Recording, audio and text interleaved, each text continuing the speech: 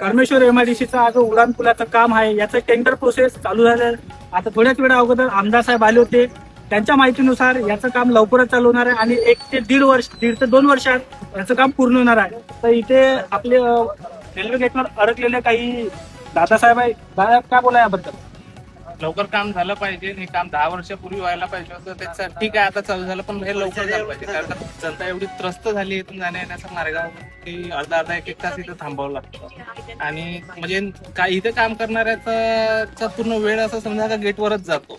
सगळे काम मळून जातात. ते लवकर होईल तर बरं होऊन जाईल. निश्चितच अर्धा तास इथे थांबावं लागते प्रत्येक गोष्टीसाठी. इकडे शाळा सुद्धा आणि खेडेगाव सुद्धा इकडे खूप असल्यामुळे हा अतिशय महत्वाचा उड्डाणपूल ठरतोय. तुम्ही काय बोला काकाजी याबद्दल? काय बोलणार मग 1 तास थांबावं लागते, 1-1.5 तास. लवकरात लवकर काम होईल तर बीजेपी सरकारचं खूप आभार होऊ. आम्ही जाणार आहे, वाहतूक करणार आहे. काय बोला काकाजी याबद्दल? इथे MIDC असल्यामुळे कितीतरी कंपन्या आणि कामगार आहेत, त्यांचा फार प्रॉब्लेम होतो येण्या जाण्यासाठी. त्यांच्या वेळेवर ड्युट्या पोहोचू शकत नाही. काही बाहेर गावचे खेडेगावाले आहेत, त्यांना बी त्रास होतो आणि अर्धा पाऊण तास वेळ लागतो. त्याच्यामुळं सगळं डिस्टर्ब होऊन जाते.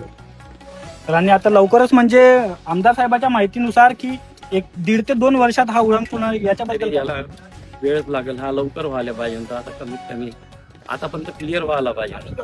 तर एवढा मोठा 5 लाईन झाल्या येणाऱ्या गाड्याच्या